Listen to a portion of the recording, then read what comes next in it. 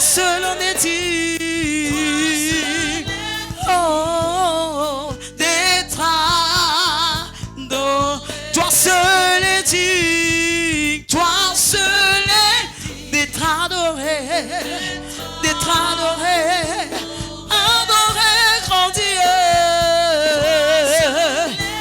D'être adoré. D'être adoré. Toi seul est digne.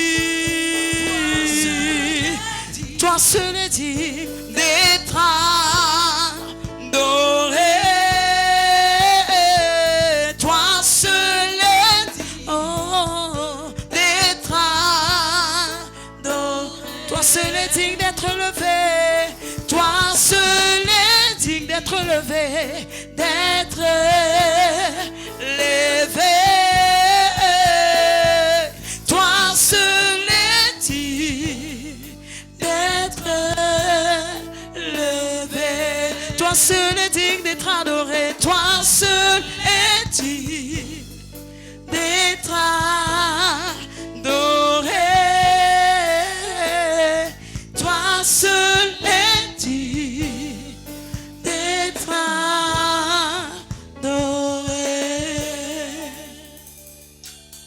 Toi seul es digne d'être adoré. Toi seul es digne d'être célébré. Raison pour laquelle, Seigneur notre Dieu, nous nous assemblons à nouveau ce soir devant ta face pour te psalmodier, te glorifier, t'exalter et te dire combien tu es bon pour nous. Ton amour pour nous est tellement grand. Ton amour pour nous est tellement immense que, Seigneur, à des moments, tu nous contrains à t'aimer dans les épreuves. Tu nous contrains à nous rapprocher de toi dans les épreuves. Car Père, tu es un bon Père. Tu es le Dieu merveilleux et le Dieu tout-puissant. Raison pour laquelle ton amour qui a suffi pour nous, nous introduit dans la reconnaissance, dans l'adoration, lorsque nous sommes face à des épreuves, lorsque nous vivons des situations que l'homme peut qualifier difficiles, mais en vérité qui sont des moyens pour toi, pour nous rapprocher de toi. À toi seul la gloire, l'honneur et la magnificence. Au nom de Jésus-Christ. Amen. Quelle est la raison qui peut contraindre Dieu à agir en ta faveur? Quelle est la raison qui peut contraindre Dieu à agir en ta faveur? Tel est le thème que nous avons commencé jeudi dernier. Et frères et sœurs, nous avons défini selon le dictionnaire Larousse ce qu'était le verbe contraindre. Et nous avons vu que contraindre, c'est obliger quelqu'un à agir d'une certaine manière malgré sa volonté ou son désir. L'empêcher de donner libre cours à ses sentiments. Et lors de l'introduction de notre enseignement, nous avons vu pas mal de choses. Et nous avons vu que à des moments, Dieu nous veut dans une posture de négociation. Dieu nous veut dans une posture de négociation. Et nous avons vu en Ésaïe 43, verset 26, selon la version Semeur, Dieu dit, la Bible nous dit d'apporter notre mémoire, d'entrer avec Dieu en jugement pour nous justifier. Et donc nous devons de ce fait exposer notre cas. Tel que la Bible nous dit, apporte ton mémoire, entrons ensemble en jugement. Et pour te justifier, expose donc ton cas. Donc c'est dans les épreuves que nous pouvons mieux justifier et apporter notre mémoire, aller en jugement avec Dieu. Lui qui est juste et juge pourra donc nous comprendre, éventuellement nous pardonner, nous relever de notre situation et nous introduire dans notre règne. Alors frères, nous avons continué et nous avons parlé des œuvres sur lesquelles Dieu peut s'appuyer pour nous faire du bien, Dieu peut s'appuyer pour nous sauver des situations. Nos œuvres doivent parler en notre faveur, car nous serons sauvés par la foi, mais pas par nos œuvres. Nous aurons nos œuvres qui parleront pour nous en vue d'une récompense. Et c'est là, par notre foi, que nous serons sauvés. Donc, par nos œuvres, nos œuvres peuvent contraindre Dieu à agir en notre faveur ici-bas. Frères et sœurs, nous avons étudié le cas d'une femme dans la Bible appelée Dorcas. Dorcas qui a œuvré pour la gloire de Dieu dans la vie des veuves. Et lorsque Dorcas a connu la mort, nous avons vu combien de fois ces veuves se sont mises à pleurer. Elles ont même envoyé des émissaires chercher Pierre qui était proche de leur localité, afin que Pierre, étant serviteur de Dieu, vienne dans sa prière demander à Dieu de ramener Dorcas à la vie. Et frères et sœurs, nous avons vu, selon Actes chapitre 9, les versets 36 à 42, que après la prière de Pierre, Dieu a été contraint de ramener Dorcas, donc Tabitha, qui est Tabitha à la vie à cause de ses œuvres. Alors mon frère, ma soeur, bien-aimé dans la foi, je viens te dire en ce soir que la foi ne consiste pas à demander à Dieu de faire arrêter l'épreuve. Mais notre foi en Dieu consiste à lui faire confiance afin de nous aider à traverser nos épreuves. Car derrière toute épreuve se cache une bénédiction de Dieu. Derrière toute épreuve se cache une bénédiction de Dieu. Quand les promesses de Dieu pour nous doivent s'accomplir, les épreuves deviennent des enseignements et des avantages pour nous. Je reprends. Quand les promesses de Dieu pour nous doivent s'accomplir, les épreuves deviennent des enseignements et bien plus des avantages pour nous. Et si nous étudions la parole de Dieu, nous verrons que tous ceux-là que Dieu a élevés ont été soumis à des épreuves.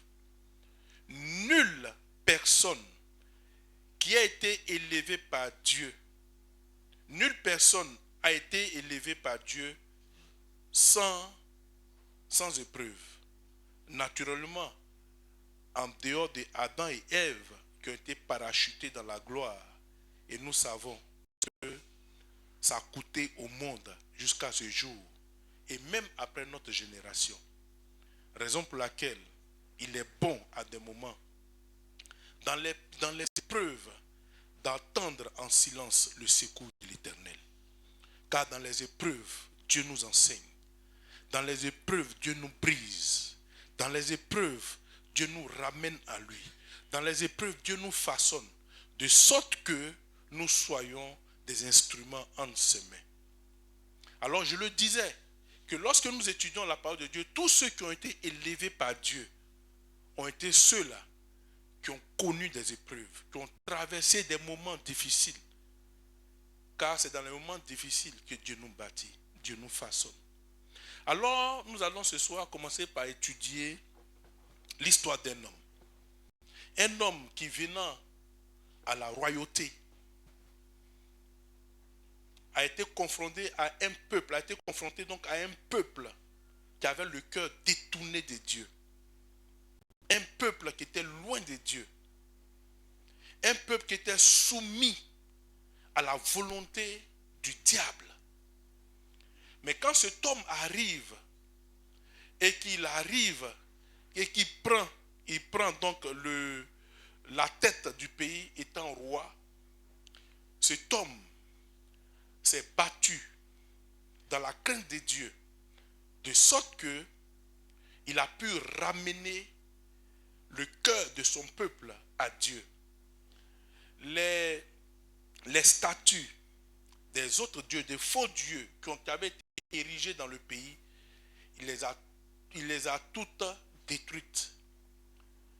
Et il a fait en sorte que le nom de son Dieu puisse régner dans sa localité, dans son royaume. Et lorsque l'épreuve est arrivée, il a fallu une prière de cet homme pour réveiller la mémoire de Dieu, tel que nous dit Ésaïe 43. La Bible dit, réveille ma mémoire et plaidons ensemble. Il a rédigé son mémoire, qu'il a présenté à Dieu. Ils sont allés en jugement et ses actes, ses œuvres ont contraint Dieu à changer sa décision. Frère, je suis en train de te dire une chose. Si tu es chrétien, comprends-le. Ne sois pas un chrétien qui soit dans la maison de Dieu pour être dans la maison de Dieu. Ne sois pas un chrétien passif, mais sois un chrétien actif. Sois une chrétienne active. Il faut œuvrer dans la maison de Dieu. Quand il s'agira des choses de Dieu, je veux t'inviter à t'y mettre. Œuvre pour Dieu. Selon que tu ressens, fais-le. Ne le fais pas pour un homme, car un homme ne pourra rien faire pour toi. Mais fais-le parce que tu as un Dieu qui est juste, qui saura te répondre, qui se lèvera pour toi lorsque l'épreuve viendra. Lorsque le malheur atteindra ta porte, et lorsque tu te lèveras et que tu réveilleras la mémoire de ton Dieu se lèvera pour toi. Car notre Dieu est fidèle. Il reste fidèle en sa parole. Il n'a pas dit que lorsqu'on devient chrétien, on ne sera pas atteint par le malheur. Il n'a pas dit que lorsqu'on est chrétien, il n'aura pas de preuves dans nos vies. Mais la Bible nous dit que le malheur atteint souvent le juste, mais l'Éternel l'en délivre toujours. Sur quoi Dieu peut-il s'appuyer pour te délivrer? Sur quoi peux-tu présenter ton mémoire? Sur quel acte, quelles sont les œuvres sur lesquelles tu pourras justifier ta position? Car la Bible nous dit de réveiller la mémoire de Dieu. À quel moment devons-nous réveiller la mémoire de Dieu? C'est lorsque nous aurons besoin de Dieu. Lorsque nous serons en train de traverser un moment difficile. La Bible nous dit de réveiller la mémoire de notre Dieu et de plaider avec lui. De parler nous-mêmes pour nous justifier. Sur quoi vas-tu t'appuyer pour te justifier? Sur quoi? Dieu a besoin de se référer à certaines œuvres de ta part, aux actes que tu as posés dans sa maison et même en dehors de sa maison pour sa gloire. C'est sur ces choses-là que Dieu pourra donc s'appuyer pour te délivrer. Mais lorsque tu seras de réveiller la mémoire de Dieu, que diras-tu à Dieu si tu ne fais rien dans sa maison? Nous devons contraindre Dieu à des moments à agir. Alors lisons Ésaïe chapitre 38, verset 1 à 6. Ésaïe 38, le verset 1 à 6. Oui. En ce temps-là, Ézéchias fut malade En à la ce mort. temps-là, le roi Ézéchias fut malade à la mort. Le prophète Ésaïe, fils d'Amos. Change ton micro, s'il te plaît.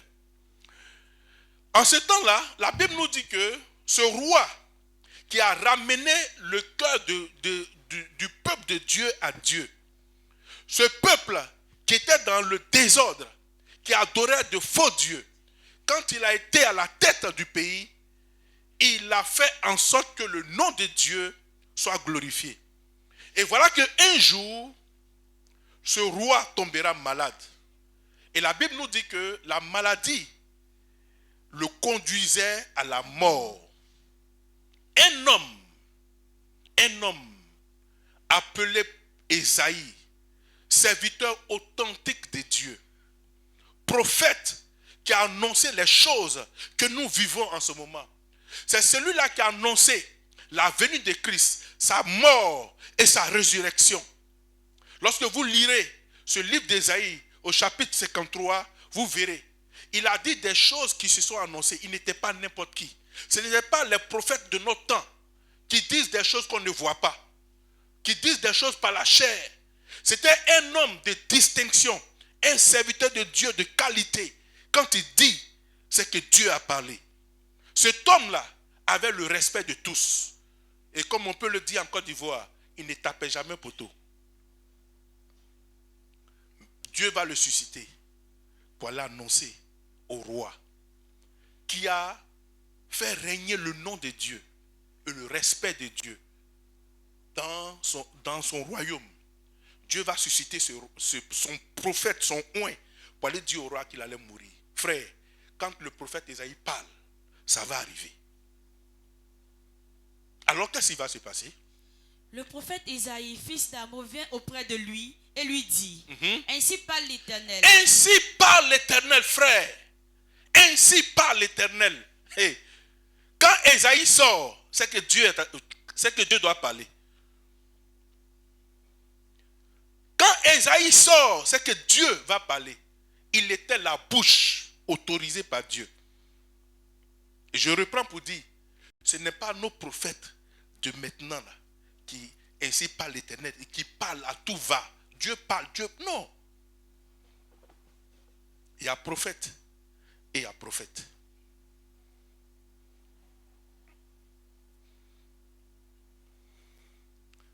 Alors, ainsi parle l'Éternel. Donne des ordres à ta maison, car tu vas mourir et tu ne vivras plus. Tu vas mourir et tu ne vivras plus. J'insiste sur la qualité du prophète. Et je sais que ce type de prophète, nous en avons encore dans notre temps. Mais ils sont peu nombreux. Des prophètes qui parlent d'une manière authentique de la part de Dieu. Nous en avons encore, je crois. Mais ils ne sont pas nombreux. Les faux sont plus. C'est pour cela que j'attire ton attention là-dessus. Lui, le prophète, il va dire que Dieu dit de te dire de rédiger ton testament, que tu vas mourir. Dieu a dit que tu vas mourir. Qui peut te sauver? Dieu te dit que tu vas mourir. Tu as été éprouvé par la maladie. Le roi, le Seigneur m'envoie te dire que tu vas mourir. Et le roi, connaissant l'authenticité de serviteur de Dieu, a cru. Alors qu'est-ce qu'il va faire? Au verset 2, Oui. Ézéchias tourna son visage contre le mur et fit cette prière à l'Éternel. Il fit cette prière à l'Éternel en disant quoi? Ô Éternel, Ô Éternel, souviens-toi que... En ce moment, il fait quoi? Il réveille la mémoire de Dieu. Il fait face contre terre. Parce que son oint a parlé, il croit. Et il plaide maintenant sa situation. Il réveille la mémoire de Dieu. Il lui présente son mémoire. Il va en justice avec Dieu. Il va en jugement avec Dieu. Il parle lui-même pour se justifier. Ô Éternel, souviens-toi que j'ai marché devant ta face avec fidélité et intégrité de cœur. Et j'ai fait ce qui est bien à tes yeux. J'ai œuvré pour toi. J'ai ramené le cœur de ton peuple à toi. J'ai exigé que les statues des faux dieux qui étaient érigés dans la nation puissent être détruits. Père, voilà ce que j'ai fait. Ce que j'ai fait, ce qui est bien à tes yeux. Et Ézéchias a répandu d'abondantes larmes. Il a réveillé la mémoire de Dieu. Frère, sur quoi peux-tu t'appuyer pour adresser de pareilles prières à Dieu? Sur quoi? Qu'as-tu fait qui puisse toucher le cœur de Dieu, qui soit inscrit dans le livre, dans les annales de Dieu, de sorte que le jour le malheur arrive dans ta maison, l'Éternel puisse s'en souvenir et te délivrer. Comme il en a été dans la situation de Mardochée. Lorsque Mardochée était face à une situation, une nuit le roi s'est réveillé et le roi a demandé qu'on ouvre le livre et qu'on regarde si qui on devait honorer. Et Mardochée a posé des actions vis-à-vis du roi. Et ce sont ces actions qui ont parlé en faveur de Mardochée. Alors on revient au test. Au verset 4. Puis la parole de l'Éternel fut adressée à Ésaïe en ces mots. Puis la parole de l'Éternel fut adressée à Ésaïe en ces mots. J'insistais tout à l'heure sur l'authenticité de l'appel de cet homme, de ce prophète, qui ne mentait pas. Quand il a parlé, Dieu a dit. Mais ce jour-là, quand on lit les textes, c'est comme si Ésaïe avait menti. Non, Ésaïe n'avait pas menti. C'est parce que Ézéchias, le roi Ézéchias, s'est appuyé sur ses œuvres pour réveiller la mémoire de Dieu. C'est Dieu qui a dit qu'il allait mourir. Ce même Dieu va se contredire.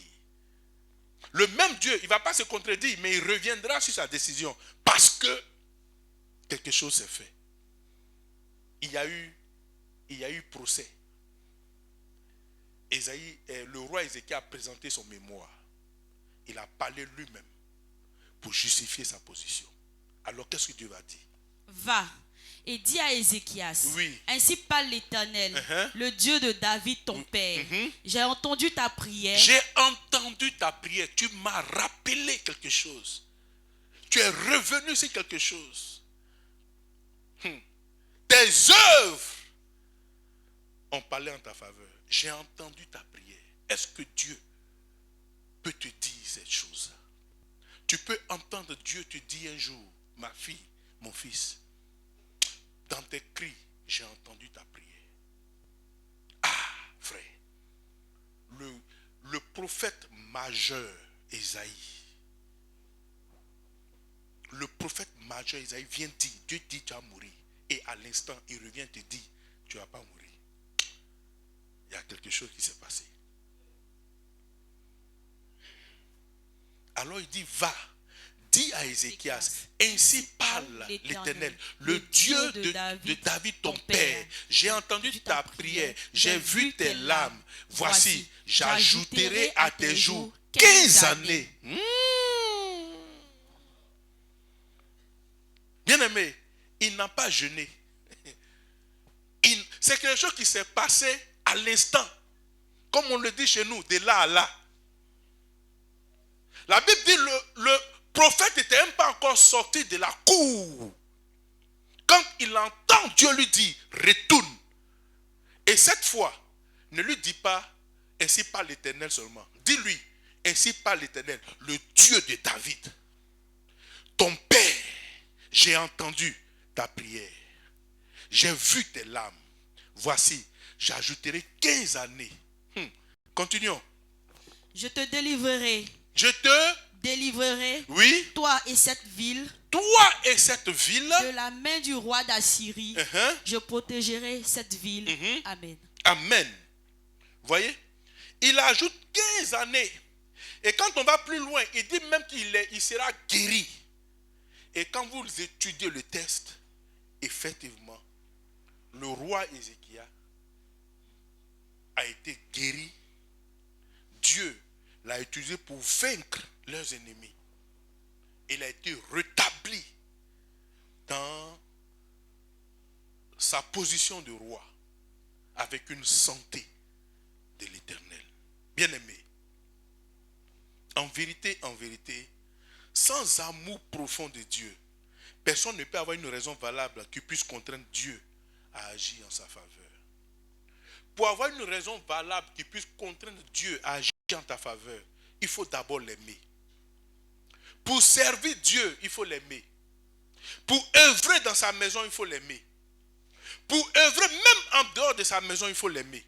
Si tu n'as pas l'amour de Dieu, frère, tu ne peux pas le servir. Tu n'auras aucune œuvre qui parlera de toi. Tu n'auras aucune œuvre qui parlera de toi. Qui parlera, pour toi. Car aimer Dieu, c'est d'accepter de lui donner sa vie aussi en sacrifice. C'est d'accepter de lui donner également sa vie en sacrifice, frère. Pour œuvrer pour Dieu, il faut l'aimer. Et pour prouver ton amour, il faut accepter de lui offrir aussi ta vie. Dieu nous a tellement aimés qu'il a donné son fils. En retour, nous aussi, pour prouver à Dieu que nous l'aimons, nous devons lui offrir en sacrifice nos vies. Frère, travailler pour Dieu, œuvrer dans sa maison, requiert un amour profond. Œuvrer pour Dieu, c'est aussi accepter de se priver de beaucoup de choses. Dieu ne te dit pas d'aller te tuer pour lui, comme Jésus-Christ est allé à la croix pour toi. Mais Dieu te demande de te priver de certaines choses pour lui démontrer ton amour. Tu dois te priver même de certains plaisirs, frère. Quelqu'un est prêt à aller en vacances. Il se prépare pour ses vacances. Et voilà que la maison de Dieu a un besoin. Vas-tu abandonner tes vacances pour Dieu? Ou vas-tu fermer les yeux sur le besoin de Dieu pour aller en vacances? C'est là l'amour. Entre aller en vacances, prendre ton billet d'avion, aller dans un pays, te reposer, alors qu'il y a un besoin dans la maison de Dieu. Qu'est-ce que tu fais? Qu'est-ce que tu vas faire?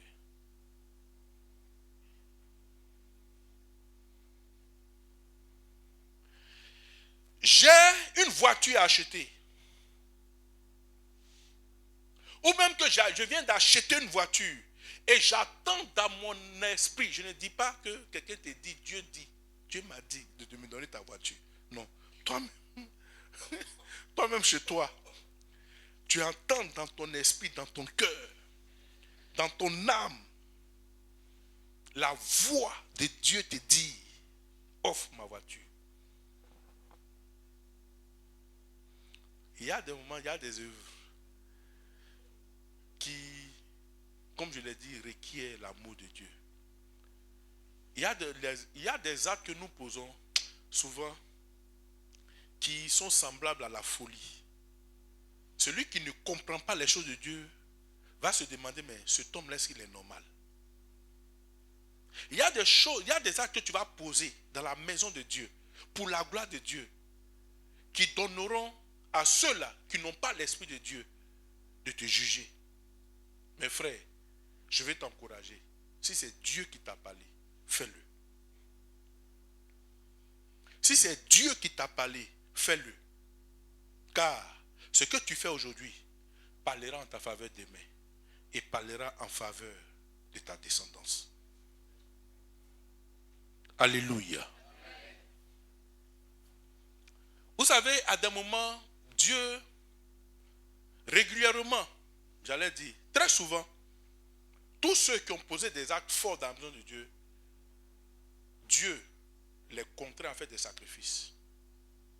C'est quand tu es dans le besoin que Dieu te demande. Quand tu en as de trop, ce que tu vas donner à Dieu, si Dieu sait que ça ne va pas, ça ne viendra pas comme un sacrifice, il ne te demandera pas. Dieu te demandera toujours le sacrifice. Ce que tu dois donner, qui doit te coûter. Parce que lui, en donnant son fils unique, ça lui a coûté. Ça lui a valu une séparation. Imaginez-vous quelqu'un qui a un seul enfant.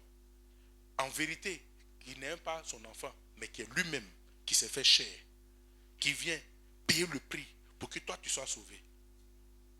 Ça a créé quelque chose.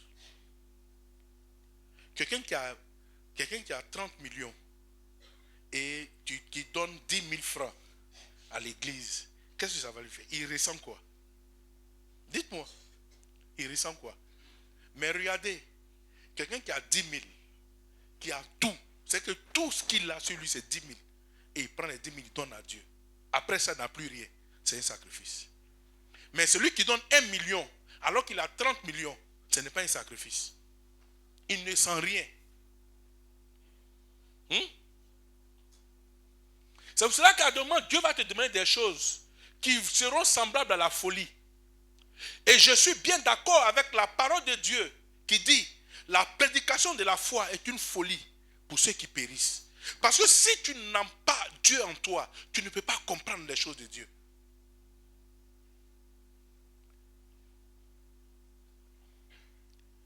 Un parent peut dire à son fils, mais toi, on a payé des coups pour toi. On t'a mis dans de grandes écoles. Maintenant que tu as fini tous tes diplômes, tu dois travailler nous aussi pour t'occuper de nous. Tu viens dire que tu t'as servi Dieu. Ça va chez toi? Are you crazy? Hein? Comme ça, tu t'élèves. Regarde le parcours, regarde ton parcours. Regarde combien de fois on a investi dans tes études. Aujourd'hui, nous sommes matin, ils prennent de l'âge. Et tu viens matin, tu nous dis, un certain Dieu t'a dit d'aller le servir. Ça va, est-ce que c'est normal? Frère, si tu n'aimes pas Dieu, tu ne veux pas comprendre ça. Tu ne veux pas comprendre. L'espoir d'une famille, toute la famille compte sur toi. Et toi, tu te lèves, tu te dis facilement comme ça. Donc, tous tes diplômes que tu as eu là, c'est pour aller prêcher. Le sacrifice. Ses parents ne comprendront pas que quand le malheur viendra et que toi tu fléchiras à genoux, Dieu se lèvera à cause de toi pour le délivrer. Ils ne comprendront pas que la délivrance que Dieu peut leur apporter est au-delà du salaire ou alors de l'argent que tu pourras leur offrir toute leur vie. Quelqu'un me comprend? Si tu me comprends, donne-moi un bon amen. Donc frère, je disais que aimer Dieu, c'est d'accepter de lui offrir sa vie aussi en sacrifice. Lisons Jean chapitre 15, verset 13 à 14. Il n'y a pas de plus grand amour que de donner sa vie. Jean chapitre 15, verset 13 à 14. Oui. Il n'y a pas de plus grand amour que de donner sa vie pour ses amis. Vous voyez, là on dit simplement sa vie pour ses amis. Et nous allons voir tout à l'heure dans la version parole vivante. Vous allez voir qu'on parle de sacrifice. Donner sa vie, c'est vrai, on comprend. Mais ce n'est pas aussi pertinent. Continuons au verset 14.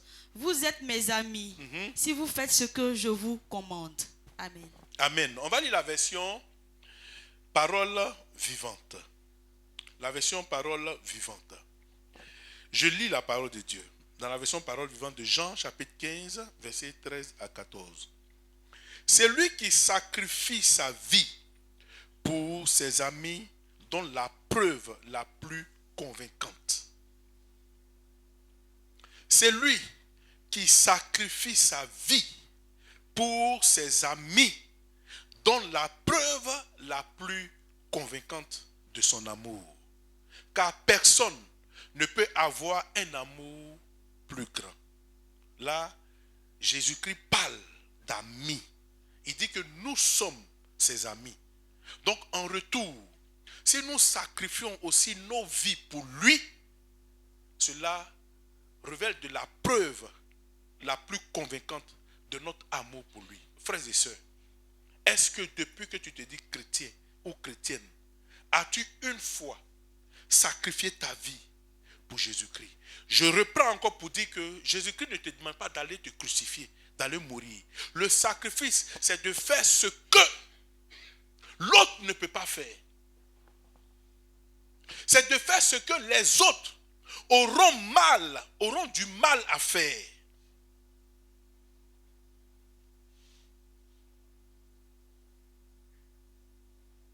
Le sacrifice, ce n'est pas quelque chose qu'on fait dans la facilité. C'est quelque chose qui nous coûte cher. C'est quelque chose qui sort de nous. Quelque chose que l'on peut ressentir. On te retire quelque chose. Et tu sens cela dans ton âme. Tu sais que cette fois, il y a quelque chose qui est sorti de toi. C'est ça le sacrifice. Tu dois poser des actes qui puissent toucher le trône de Dieu. Alléluia. On continue dans la version, toujours dans la version parole vivante, les versets 15 et 16. Mes amis, c'est vous, dans la mesure où vous faites ce que je vous commande. Il dit la 15 et 16, oui. Je ne vous appelle plus serviteur, parce qu'un serviteur ne sait pas dans le secret des intentions de son maître. Je ne vous appelle plus serviteur. Quand on est ami de Dieu, frère, étant chrétien, nous devons aspirer au niveau de l'ami de Dieu. Ne restons pas au niveau du serviteur. Nous devons être des amis de Dieu. Et Jésus-Christ dit, celui qui est capable de lui prouver son amour par le don de soi en matière de sacrifice, il ne l'appelle plus serviteur. Parce qu'un serviteur n'est pas dans le secret des intentions de son maître. Je viens vous le rappeler, mes amis, parce que je vous ai fait part de tout ce que j'ai appris de mon Père. Quand tu es ami, Dieu se révèle à toi. Quand tu es un ami, Jésus-Christ te révèle des choses cachées. C'est aux amis qu'on se confie. On ne se confie pas au serviteur. Le serviteur, c'est comme un esclave dans sa maison. Qu'est-ce que tu peux lui dire si ce n'est que le travail? Mais à son ami, on lui confie des secrets. N'est-ce pas? Il y a des choses que nous ne pouvons même pas dire à nos propres sœurs, à nos propres frères, mais que nous confions à nos amis. Parce que l'ami est quelqu'un de spécial. C'est pour ça qu'un chrétien, dans la vie normale, tu as beaucoup d'amis, tu es perdu. Tu as beaucoup d'amis, tu appelles tout le monde ami. Tout le monde ne peut pas être ton ami. Tout le monde ne peut pas être ton ami. Un homme normal ne peut pas avoir plus de 2 amis, à mon sens. Parce que l'amitié, c'est quelque chose de sacré. Un ami peut entrer jusque dans ta chambre conjugale. Mais ta soeur peut ne pas entrer dans ta chambre conjugale. Une amie peut aller se coucher dans ton lit. Ce que ton frère peut-être ne ferait pas. Et Jésus dit, lui, il nous appelle ses amis. Parce qu'il nous révèle tout ce qu'il a appris de son Père. Quelqu'un me comprend? Alors je te pose la question, tu es ami ou tu es serviteur? Pour répondre à la question, je te ramène aux œuvres et aux actes que tu poses dans la maison de Dieu. À ta ponctualité dans l'église. Déjà, si tu es irrégulier dans la maison de Dieu, ne te dis même pas que tu peux être ami. Tu n'es même pas encore serviteur. Même. Tu es enfant. Tu es enfant de Dieu. Parce que il y a la première étape qui est la création. Nous sommes tous créatures de Dieu. Et la différence entre nous et les autres, c'est que nous acceptons Jésus-Christ, nous devenons enfants de Dieu. Et après, nous croissons et nous montons à l'étape du serviteur. Après l'étape du serviteur, nous allons à l'étape du disciple. Après l'étape du disciple, nous allons à l'étape de qui? De l'ami de Dieu. Et après l'étape de l'ami, nous devenons quoi? Serviteurs. Et après, nous devenons quoi? Nous devenons fils. Et après l'étape de fils, nous devenons les héritiers du royaume. Donc, si tu n'es pas capable de servir ton Dieu, si tu n'es pas capable de faire des sacrifices pour celui-là que tu appelles ami, tu n'es pas son ami. Ne t'attribue pas cette position. Alors lisons 1 Jean chapitre 3 verset 16. On n'a pas fini, hein? Non, on n'a pas fini. Ok, on continue. Verset 16. Ce n'est pas vous qui m'avez choisi, mais moi.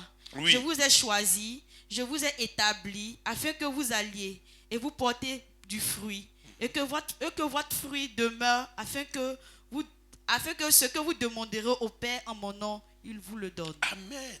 Frère, quand on est ami de Dieu, ce qu'on demande à son ami, il nous donne. Quand on est ami, c'est ça. Si tu pries et que tu ne reçois pas, dis-toi que tu n'es pas encore son ami. Parce qu'un ami, il n'y a pas de service qu'on peut demander à un ami, à ton ami qui va refuser. S'il refuse, c'est qu'il n'en a pas. S'il est ami, enfin, s'il ne peut pas le faire, c'est qu'il n'en a pas. Mais s'il refuse, c'est que c'est un faux. Ce n'est pas un ami. Un ami ne refuse jamais ce que son ami lui demande. Parce que quand tu es mon ami et que je te demande, c'est parce que je sais que tu peux me donner. Et Jésus a dit que celui qui est son ami, tout ce qu'il lui demande, tout ce qu'on demande à son Père au Père en son nom, en tant que son ami, le Père nous donne. Frère, donc si tu es ami de Dieu, considère que toutes tes prières seront exaucées. Mais si tu pries et que ta prière n'est pas exaucée, il y a deux cas. Soit, ce n'est pas le temps. Ce n'est pas le temps. Ou bien, tu n'es pas, il ne peut pas t'exaucer parce qu'il ne te reconnaît pas comme ami. Gloire à Dieu. Alors, lisons 1 Jean chapitre 3, verset 16. 1 Jean 3, le verset 16. Nous avons connu l'amour en ce qu'il a donné sa vie pour nous. Nous aussi, nous devons donner notre vie pour les frères. Amen. Oui, nous devons donner nos vies pour les frères. Frères. Nous sommes dans l'église et c'est à ça que Jésus-Christ nous appelle. Combien parmi nous prenons le temps de nous occuper de nos bien-aimés qui sont dans le besoin? Ton frère dans le besoin, tu le sais. Et la Bible dit, ce que tu fais à ton prochain, c'est à qui que tu fais? C'est à Dieu que tu fais, c'est à Jésus-Christ que tu fais. Donc nous devons le faire par amour. Nous devons le faire par amour. Nous devons témoigner notre amour aux autres. Ces choses-là viennent comme aussi des œuvres, des actes que nous posons. Donc mon frère, ma soeur, comment peux-tu prouver à Dieu ton amour? Comment peux-tu prouver? Et j'aime bien ce cantique de nos frères, les méthodistes, qui dit, je le suis, je l'écoute et je l'aime. Mais comment lui prouver mon amour? Seulement par le don de moi-même,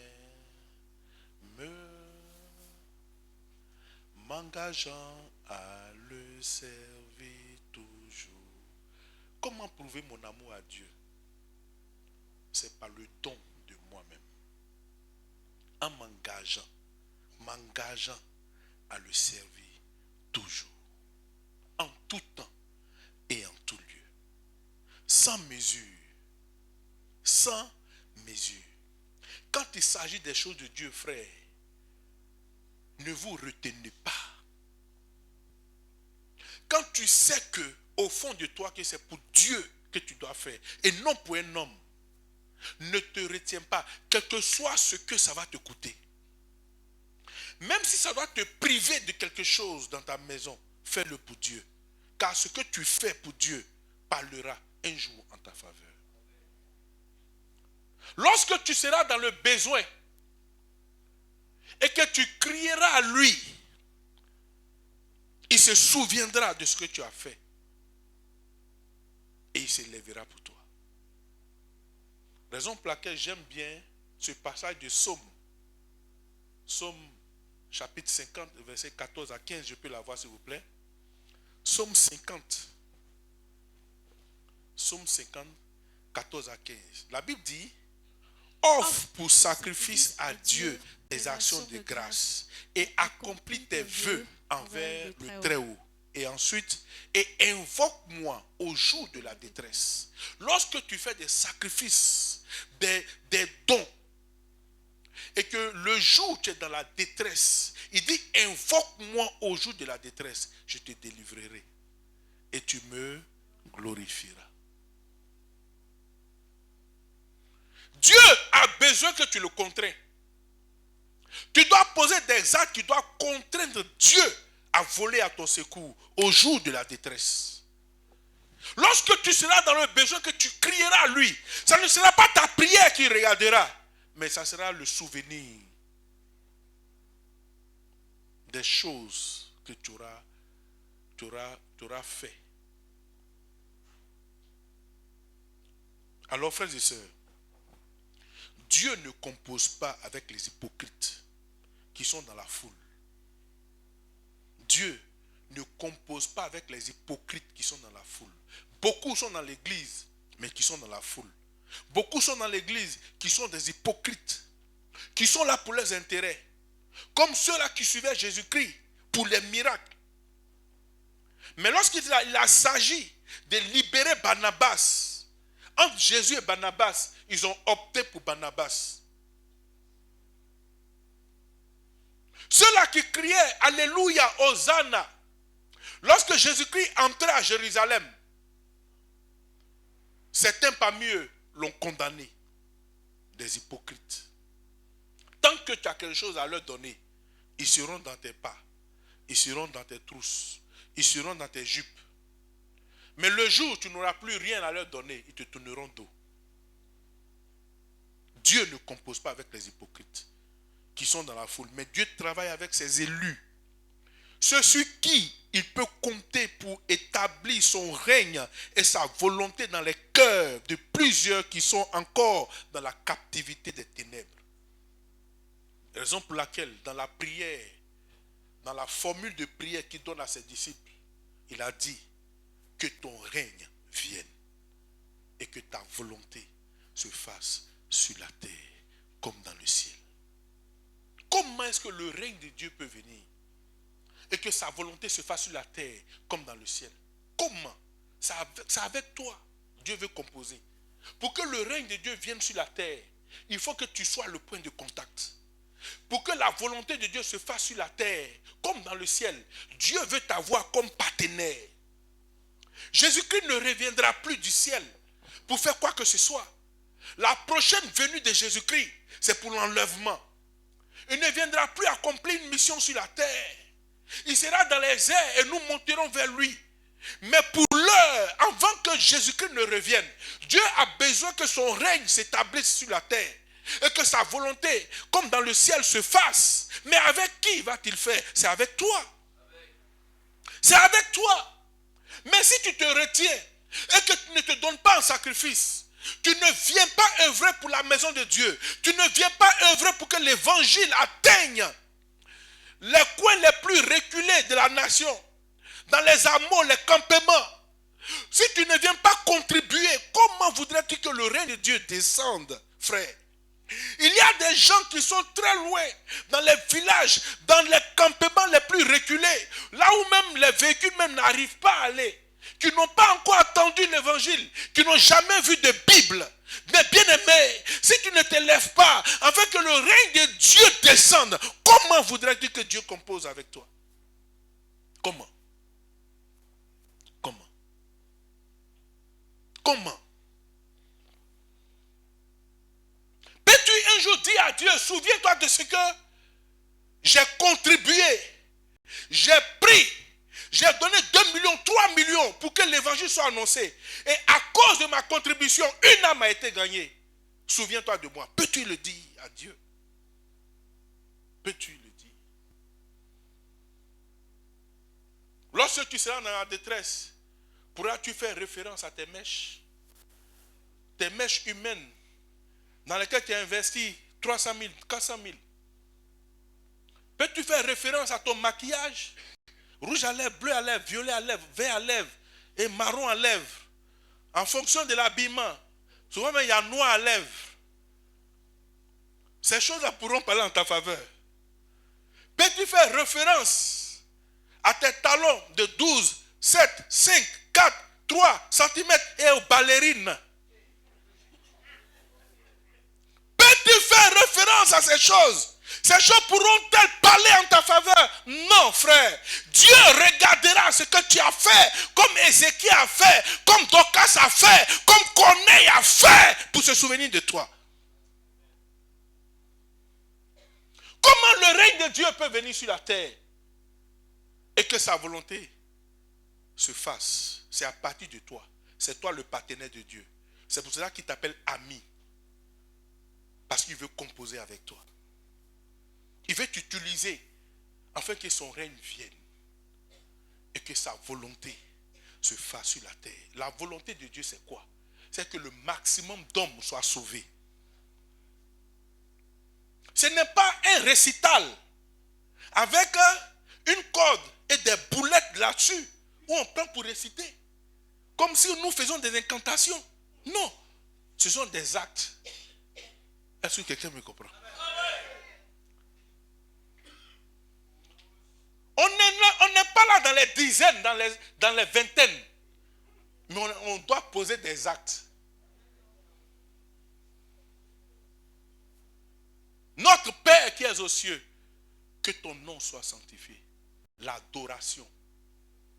On doit mener les gens à adorer Dieu. Que ton règne vienne. Comment le règne de Dieu peut venir? C'est quand il y aura des hommes et des femmes debout. Comme l'image que nous avons derrière.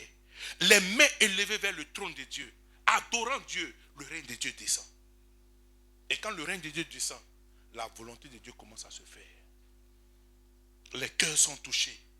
Il y a une multitude de personnes qui sont touchées. L'Esprit de Dieu descend, comme au jour de la Pentecôte. Lorsque Pierre sort avec ses frères et sœurs, avec qui ils étaient dans la chambre haute. Lorsque l'évangile est annoncé, la Bible dit 3000 personnes ont été gagnées. Le règne de Dieu est descendu. Mais tu te prives de certaines choses. On parle d'évangélisation, tu n'es pas intéressé. On dit, bon, comme tu ne peux pas venir, aussi contribue, tu ne peux pas le faire. Sur quoi vas-tu t'appuyer pour que le règne de Dieu se manifeste sur la terre? Sur quoi? Et lorsque tu seras dans la détresse, comment vas-tu invoquer ton Dieu? Déjà, pour ce qu'il t'a donné, tu n'as pas été capable de partager. Il ne pourra pas t'en donner davantage. Alors, frère, retiens ceci. Ce que l'homme ne veut apprendre dans la sagesse de Dieu, il apprendra dans les épreuves.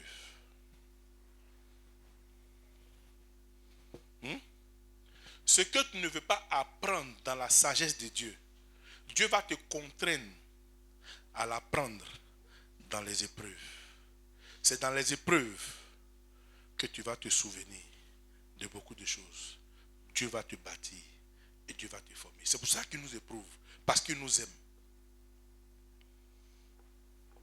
Nul élu de Dieu ne peut contraindre Dieu à agir en sa faveur sans avoir été préalablement soumis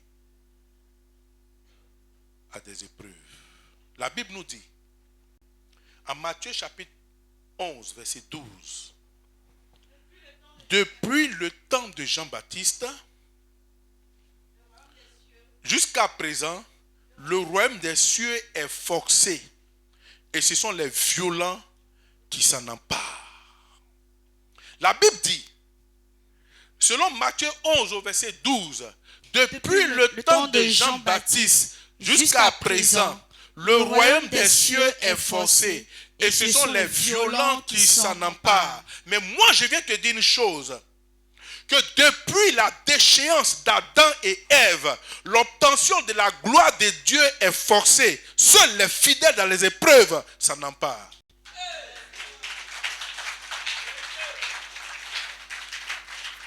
Alléluia. Depuis que Adam et Ève ont connu l'échec dans le jardin d'Éden, la gloire de Dieu est forcée. Les bénédictions de Dieu sont forcées. Seuls ceux-là qui seront fidèles dans les épreuves les obtiendront. Donc ce sont les violents dans les épreuves, les fidèles dans les épreuves qui s'en emparent. Quelqu'un me comprend? Frère, tu veux voir Dieu te lever, ne fuis pas l'épreuve. Il y a des gens qui pensent qu'ils sont bénis, mais en vérité ils ne sont pas bénis. Il y a des gens qui se disent bénis, mais laisse-moi te dire, en vérité, ils ne sont pas bénis.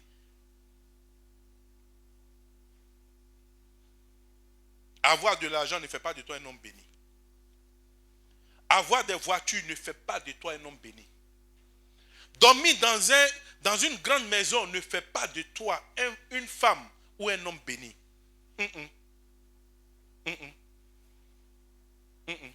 Et Apocalypse nous a dit, Dieu parlant aux églises, il a dit, en Apocalypse chapitre 3, il a dit, parce que tu dis que je suis riche, je me suis enrichi et je n'ai besoin de rien, parce que tu ne sais pas que tu es malheureux, misérable et pauvre, aveugle et nu.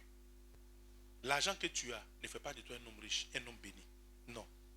Mais regardez, ce que Dieu va nous dire, la Bible va nous dire en Genèse chapitre 12, verset 1 à 5.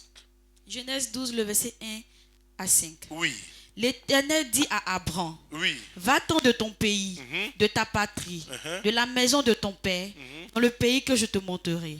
Je ferai de toi une grande nation et je te bénirai. Je te bénirai. Est-ce qu'Abraham n'avait pas de biens? Lorsque nous lisons l'histoire, dans la suite, nous verrons que la Bible dit qu'Abraham est parti avec ses biens, ses animaux, ses serviteurs. Donc, humainement, Abraham avait tout. En regardant derrière son nom, Abraham, qui veut dire père élevé, Abraham avait une position élevée à Charan. Mais Dieu dit, je te bénirai. Donc, ce qu'il avait là, ce n'était pas une bénédiction. Continuons. Je rendrai ton nom grand et tu seras une source de bénédiction. Au verset 4, Abraham partit comme l'Éternel le lui avait dit, et Lot partit avec lui. Abraham, âgé de 75 ans, lorsqu'il quittait Charan. Oui, verset 5. Verset 5, Abraham prit Sarai, sa femme, oui, et Lot, fils de son frère, avec tous les biens qu'il possédait. Avec tous les biens, mais Dieu dit, je te bénirai. Donc, les biens qu'Abraham avait n'étaient pas des bénédictions. Abraham prit Sarai, sa femme, et Lot, fils de son frère, avec tous les biens qu'il possédait et les serviteurs qu'il avait acquis à Charan. Ce n'est pas un homme béni selon les hommes, ça. Mais Dieu dit, je te bénirai. C'est-à-dire qu'Abraham n'était même pas béni. Bien-aimé, il y a des gens que vous verrez dans la journée en train de rouler dans de grosses voitures, mais qui sont malheureux. Qui sont malheureux. Comment quelqu'un qui a une grosse voiture, qui vit dans une grande maison, peut se permettre d'aller avoir une intimité avec une folle? C'est une bénédiction, ça? C'est une bénédiction, ça? Une folle, une pauvre folle, dépourvue de sens, qui prend plaisir dans la saleté comme un porc.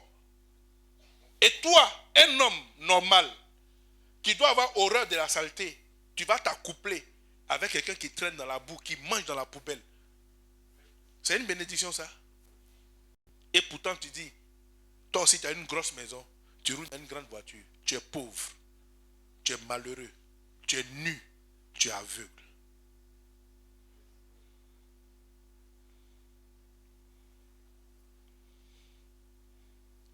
Tu te dis riche, mais les nuits tu te retrouves en bordure de mer attendant qu'un esprit vienne t'entretenir. C'est une bénédiction, ça. Tu t'achètes une grosse maison, tu n'as même pas la paix de dormir dans cette maison. Tu as 2 lits dans ta chambre. Un lit pour un esprit et un matelas pour toi. C'est une bénédiction, ça. Tu es obligé de passer les nuits dans les sépultures, dans les cimetières, pour avoir une conversation avec des esprits. C'est une bénédiction, ça? Non. Quand Dieu te bénit, tu dors dans la maison, sans bruit. Tu dors et tu fais des sons. Tu vois le ciel et la terre. Les anges monter et descendre. Tu ne fais pas de cauchemar. Mais tu es dans une grande maison, tu roules dans une grosse voiture, mais toujours c'est toi on poursuit. Dans tes rêves. Ce n'est pas une bénédiction, frère. Alors, continuons. Il partit pour aller dans le pays de Canaan, et il arrivait au pays de Canaan. Verset 9. Abraham continua ses marches en s'avançant vers le midi. Il eut une famine dans le pays, et Abraham descendit en Égypte pour y séjourner, car la famine était grande. Alléluia. Frère, Dieu, pour faire de toi son ami, va t'arracher tout ce qu'il ne t'a pas donné. Tout ce que tu as possédé du diable. Tout ce que tu peux appeler bénédiction qui est venu du diable, Dieu va te les enlever. C'est pour ça que quand il dit Abraham, va. Abraham est parti avec des biens. Abraham est parti avec tout ce qu'il avait. Dieu lui fait des promesses, mais quand Abraham avance, c'est la famine qu'il trouve. Et dans la famine, il a tout consommé. Abraham est revenu à zéro. Dieu maintenant va le prouver. Bien-aimé, tu obtiendras des miracles par ta foi. Écoutez-moi bien. Tu obtiendras des miracles par ta foi. Tu seras sauvé par ta foi. Mais s'agissant de tes bénédictions sur terre et ta récompense céleste, ce sont tes œuvres et ta fidélité qui parleront en ta faveur. Dans une religion, on dit que ce sont les œuvres qui sauvent. Mais nous, c'est notre foi qui nous sauve. Une œuvre ne peut pas sauver quelqu'un. Sinon, il aura trop d'orgueilleux. Si c'est par tes œuvres que tu penses être sauvé, frère, tu seras trop orgueilleux dans le ciel. Parce que ce qui est dans le ciel, là, tu ne peux même pas même. Il n'y a personne qui peut faire le 1/100 de ce que Dieu a prévu déjà pour nous dans le ciel. C'est pour ça que la Bible dit que nous serons sauvés par notre foi et non par nos œuvres. Nos œuvres seront la source de récompense de Dieu sur la terre et dans le ciel. Dans le ciel, nous chrétiens, nous comparaîtrons pour être récompensés à cause de nos œuvres. Mais nous serons sauvés par la foi.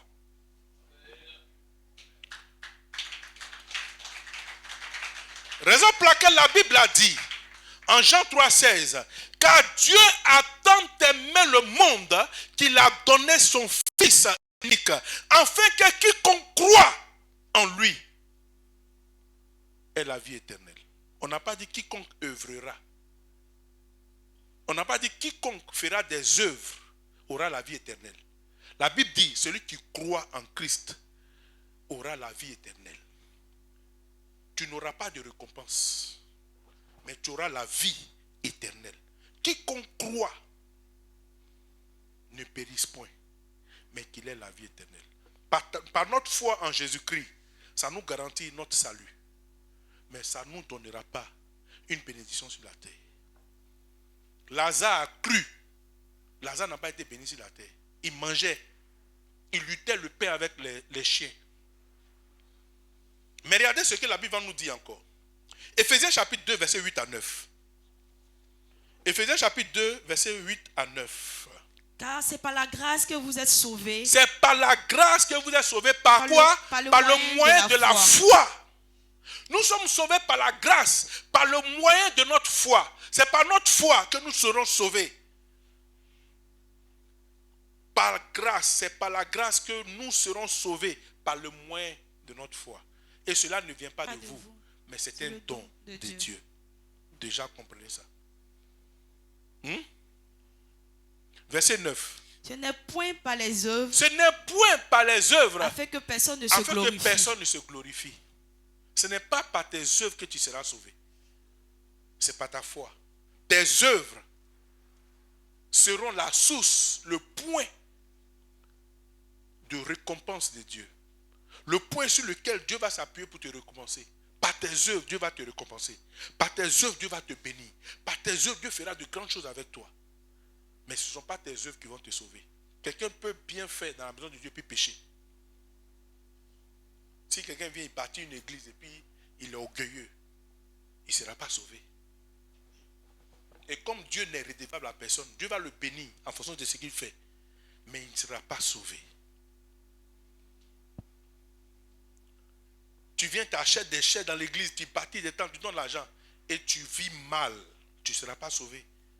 Si tu veux bâtir toi la plus grande église du monde, mais si tu vis mal, tu vas mourir et tu iras en enfer. Donc tes œuvres, les œuvres ne peuvent pas sauver quelqu'un. C'est pour ça que la Bible a dit, ce n'est point par les œuvres, afin que personne ne se glorifie. Lisons encore Colossiens chapitre 3, verset 23 à 25.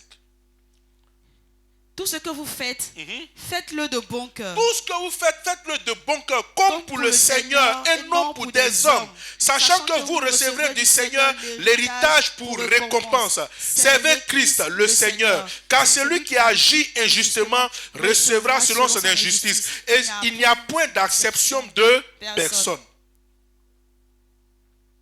Nous devons travailler pour le Seigneur. C'est en cela que nous aurons notre récompense. Et quand nous regardons dans la Bible, tant que tu n'œuvres pas, Dieu n'enverra pas sa gloire. Tant que tu ne te lèves pas pour œuvrer, frère, la richesse ne viendra pas dans ta maison. Mais lorsque tu seras en train d'œuvrer, c'est vrai qu'à la fois, ton royaume est garanti, mais tu dois œuvrer pour la maison de Dieu. Et enfin tu verras. Dieu a éprouvé Abraham. C'est Dieu lui-même qui fait les promesses à Abraham. C'est Dieu qui dit à Abraham, je me révèle à toi. Va dans le lieu que je t'indiquerai. Je ferai de toi ceci et cela. Mais Dieu attendait que Abraham pose des actes. Tant que Abraham n'avait pas posé des actes, Abraham ne pouvait pas voir aucune promesse de Dieu.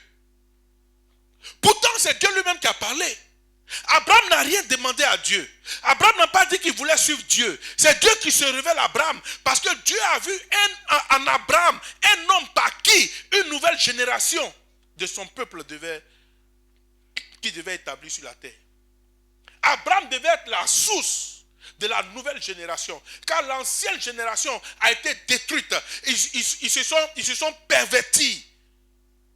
Ceux qui sont venus d'Adam et Ève ont hérité le péché et Dieu voulait reconstruire le pays par une nouvelle génération de peuple que lui, Dieu, il allait s'attribuer. C'est pour cela qu'à partir d'Abraham, tous ceux qui sont venus, le peuple d'Israël a été appelé peuple de Dieu. Mais il fallait qu'Abraham pose des actes. Tant que tu n'ouvres pas ta main, tu ne recevras rien. Tant que tu n'œuvres pas, Dieu n'enverra pas la gloire de ta maison. Regardons Genèse chapitre 18, versets 1 à 12. L'Éternel apparut parmi les chênes de Mamré, comme il était assis à l'entrée de sa tente pendant la chaleur du jour. Il leva les yeux et regarda. Et voici, trois hommes debout, étaient debout près de lui. Quand il les vit, il courut. Abraham était-il obligé de faire ça? Abraham pouvait les laisser passer.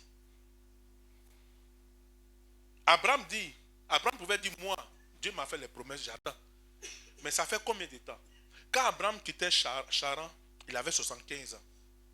Jusqu'en Genèse chapitre 18, Abraham avait 99 ans. Donc faites le calcul. 24 ans de promesses de Dieu, il ne voit pas.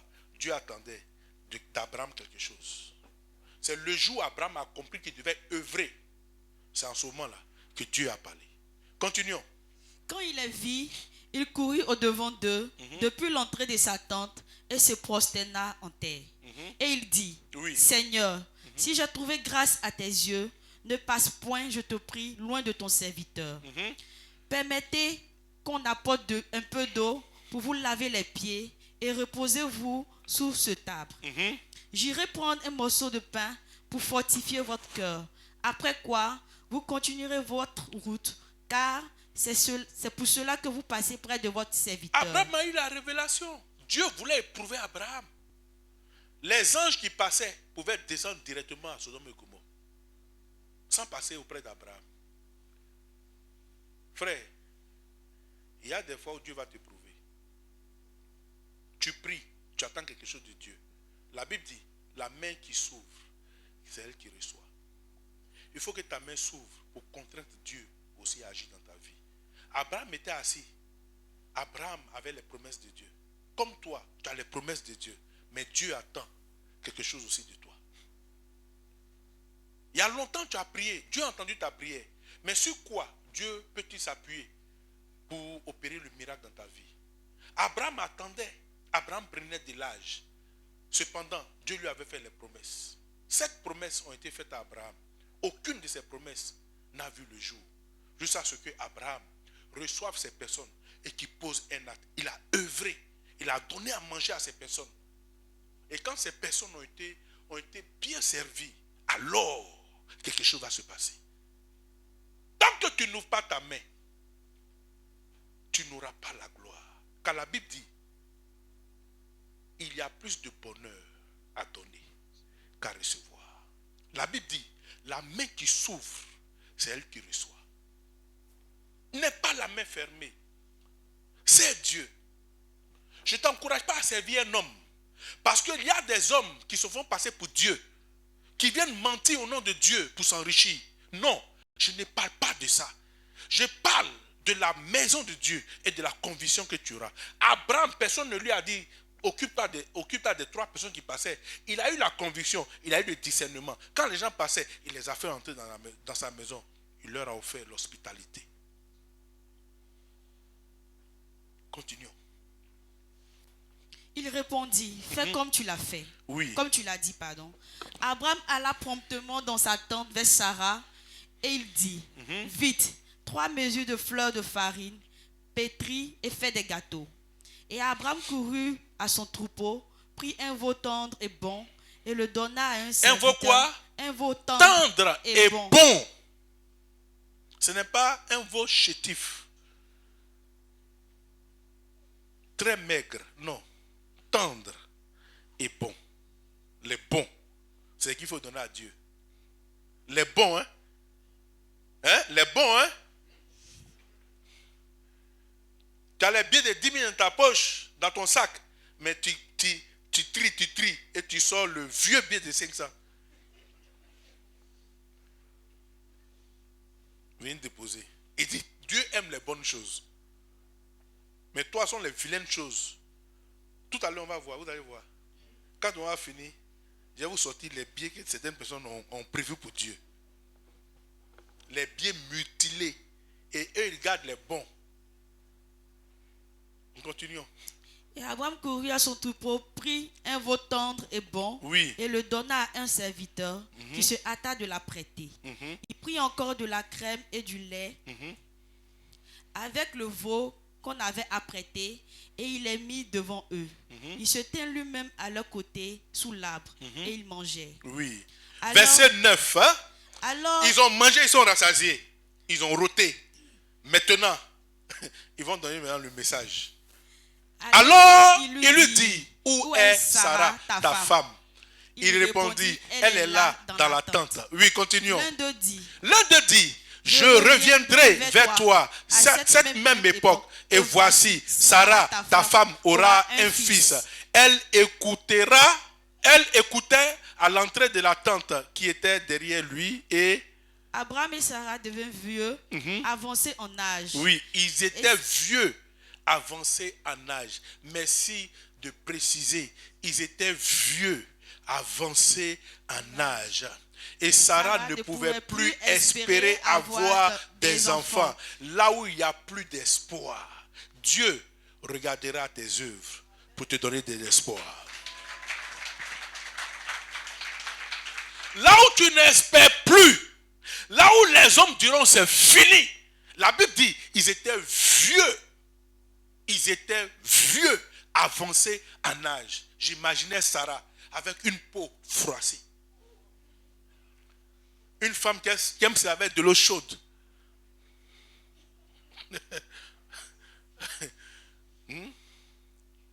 Elle ne pouvait plus espérer avoir des enfants. Frère, la médecine va te dire c'est fini, tu ne peux plus. Mais Dieu dit c'est possible. La médecine va dire non, il n'y a rien à faire.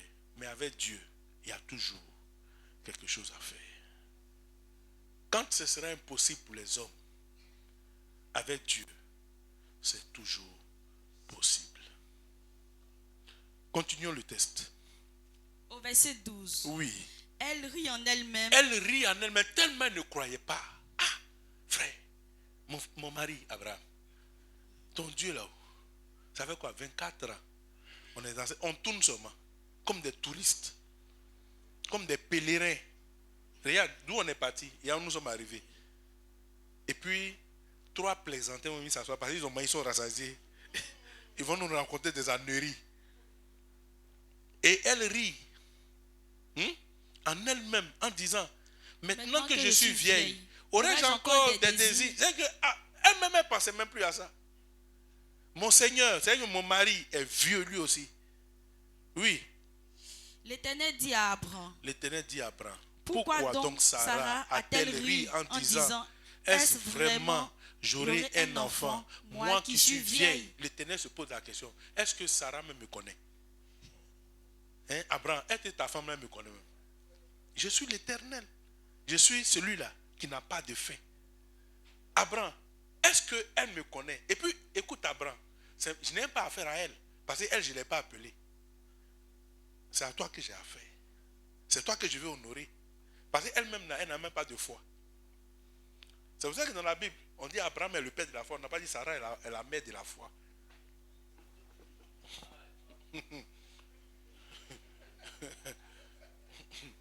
Frère, vous qui êtes dans le ministère, faites attention à vos femmes. Elles viendront souvent vous décourager. Tu vas aller prier. Elle va dire, ah, toi, tu aimes trop prier, viens dormir. Ne l'écoute pas. Dieu ne l'a pas appelé. C'est toi que Dieu a appelé. Donc quand tu entends la voix de Dieu, fais ce que Dieu te demande de faire. N'écoute pas ta femme. Ma soeur, si toi aussi tu as appelé dans le ministère, n'écoute pas ton mari. Dieu ne l'a pas appelé. Dieu a appelé Abraham. Dieu n'a pas appelé Sarah. Donc Sarah, c'est normal qu'elle doute. Abraham, Dieu l'a équipé pour ça. C'est pour ça que quand les trois personnes passaient, lui il a eu la révélation d'ouvrir sa main. C'était Sarah, elle est réelle. Quels sont ceux-là? Frère, quand Dieu ne t'a pas appelé, il y a des choses que tu ne peux pas voir. Ce que l'autre voit, toi tu ne peux pas voir. Ce que l'autre trouve normal, ce que Dieu a appelé trouve normal, toi tu es à côté, tu n'as pas trouvé ça normal. Tu as dit, mais c'est quoi ça? Oh, lui il sait. Parce qu'il a entendu son Dieu lui dire. Continuons. Y a-t-il rien qui soit étonnant? C'est pour cela que, en Genèse chapitre 22, quand Dieu a dit à Abraham de sacrifier l'enfant, Abraham n'a pas dit à Sarah. Parce que si Abraham avait dit à Sarah, Sarah fuit avec l'enfant. Continuons. Y a-t-il rien qui soit étonnant de la part de Dieu? Au temps fixé, je reviendrai vers toi à cette même époque et Sarah aura un fils. Sarah aura un fils. Vous voyez? Et Sarah a eu un fils à la même époque. Pourquoi? Parce qu'Abraham a œuvré. Abraham a œuvré. Frère, Dieu peut te faire des promesses, mais très souvent, Dieu attendra quelque chose de toi. Il y a des œuvres que nous posons, il y a des œuvres que nous faisons, il y a des actes que nous posons aujourd'hui, que nous ne voyons pas, mais que nous verrons demain. Il y a des plantes, par exemple, vous plantez l'arachide, en 2 mois, l'arachide produit. Vous plantez le maïs, en 3 mois, le maïs produit. Mais si tu plantes le VA, tu attendras 7 ans. N'est-ce pas? Le maïs, ça va vite. Mais ils n'ont pas les mêmes coûts. Les VA, ils durent. Mais quand la récolte arrive, tu es heureux.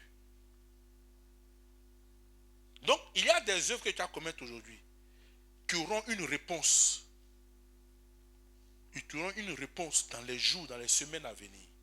Et il y a des actes que tu as posés aujourd'hui qui auront leur réponse dans 5 ans, dans 10 ans, dans 20 ans.